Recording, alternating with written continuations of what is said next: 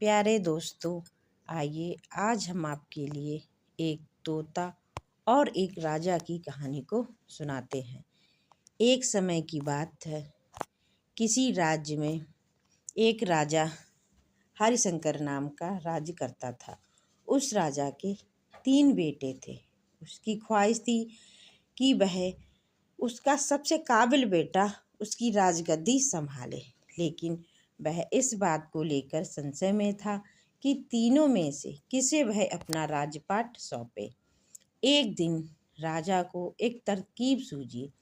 उसने उसी समय अपने तीनों बेटों को बुलाया और कहा, बेटे, आज मैं तुम सबसे एक सवाल पूछता हूँ।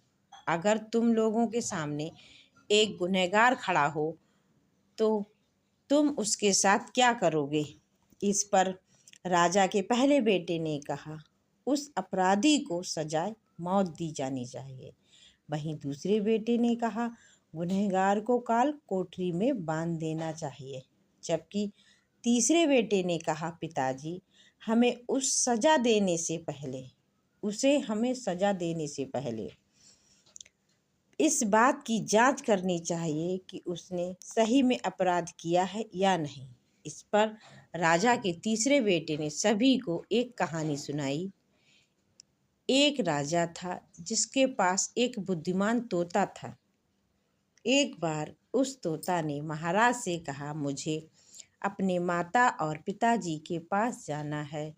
राजा ने उसकी बात नहीं मानी, लेकिन तोता ने भी हार नहीं मानी। वह लगातार महाराज से जिद करने लगा कि महाराज, मुझे अपने माता पिता के पास जाने दें, मुझे उनकी बहुत याद आ रही है।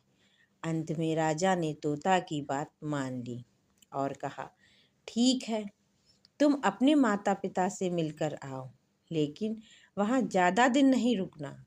राजा ने तोता को केवल 5 दिन की अनुमति दी और कहा, तुम 5 दिन में अपने परिवार वालों से मिलकर लौट आना। इसके बाद तोता 5 दिन के लिए अपने माता पिता के पास चला जाता है। वह तोता अपने माता पिता के पास जाकर उनके साथ खूब मज़े से प्यार से रहता है। छठे दिन जब वह राजा के पास लौट रहा होता है तो उसने सोचा कि क्यों ना वह महाराज के लिए कुछ उपहार ले जाए, ताकि महाराज उसके उपहार को देखकर खुश हो जाए। फिर वह पर्वत की ओर निकल पड़ा। दरअसल वह महाराज के लिए अमृत फल लेना चाहता था। वहाँ पहुँचते पहुँचते रात हो गई। तोता ने पर्वत पर पहुंचकर फल तो ले लिया, लेकिन रात हो जाने के कारण वह आगे नहीं बढ़ा और वहीं पर रुक गया। उस रात जब तोता सो रहा था, तभी एक सांप वहां आया और उसने राजा के लिए ले जा रहे फल को देखा और उस फल को वह खाने लगा।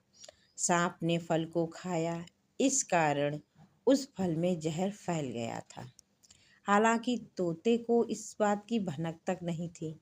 अगली सुबह जब वह जगा तो फल लेकर महल की ओर चल पड़ा। जब वह महल पहुंचा तो खुशी खुशी सीधे राजा के पास गया और कहा, महाराज, मैं आपके लिए अमृत फल लेकर आया हूँ। आप इसे खाएंगे तो सदा के लिए अमर हो जाएंगे। यह सुनकर राजा काफ़ी प्रसन्न हुए। उन्होंने तुरंत उस अमृत फल को खाने के लिए मांगा। इस पर एक मंत्री ने कहा, जरा रुकिए महाराज, आप इस फल को बिना जांच किए कैसे खा सकते हैं? एक बार यह देख तो लीजिए, तोता द्वारा लाया गया फल यह अमृत फल सही है या नहीं। राजा उस मंत्री की बात से सहमत हुआ और कहा कि तुरंत इस फल को एक कुत्ते को खिलाया जाए। राजा का आदेश पाकर सैनिक ने फल का एक टुकड़ा कुत्ते को खिलाया। फल खाते ही कुत्ते की मौत हो जाती है। यह देखकर राजा गुस्से से आग बबूला हो गया।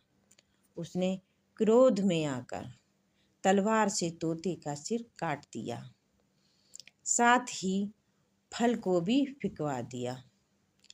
कुछ साल बाद ठीक उसी स्थान पर एक पौधा निकल आया। यह देख राजा को लगा कि यह उसी जहरीले फल का पौधा है। उसने सभी को आदेश दिया कि उस पेड़ का फल कोई नहीं खाएगा। कुछ दिन बाद एक वृद्ध व्यक्ति उस पेड़ के नीचे आराम करने के लिए रुका। उसे भूख बहुत लगी थी। भूख के मारे वह व्याकुल हो रहा था। उसने उसी पेड़ से एक फल तोड़ा और खाने लगा। फल खाने के बाद वह बूढ़ा व्यक्ति एकदम से जवान हो गया। राजा ने जब यह देखा वह आश्चर्यचकित हो गया। उसने देखकर यह समझा और उसे कुछ समझ में ही नहीं आया कि वह फल तो जहरीला था, पर यह तो व्यक्ति फल खाते ही जवान हो गया। अब वह इस बात को पूरे राज्य में यह बात फैल गई कि वह पेड़ जहाँ पर जहरीला फल था वह जहरीला फल अच्छा था, जहरीला नहीं था। तो अब राजा को लगा कि शायद उससे कोई बहुत बड़ी भूल हो गई है।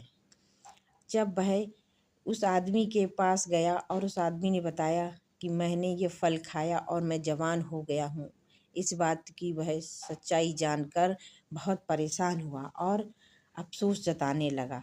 उसे लगा कि उससे बहुत बड़ी भूल हो गई है।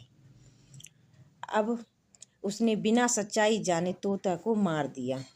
इसे लेकर उसे काफ़ी पछतावा भी हुआ। इसके लिए वह मन ही मन खुद को कोसने लगा। इधर तीसरे राजकुमार की कहानी खत्म होने से के बाद राजा हरिशंकर ने उसे ही अपना उत्तराधिकारी बनाया। इसके बाद राज्य में जश्न मनाया गया। हमें इस कहानी से यह सीख मिलती है कि हमें कभी भी बिना जांच किए किसी को भी सज़ा नहीं देनी चाहिए। जब तक हम पूरी जांच पड़ताल ना कर लें, किसी को भी हम सज़ा नहीं दे सकते हैं।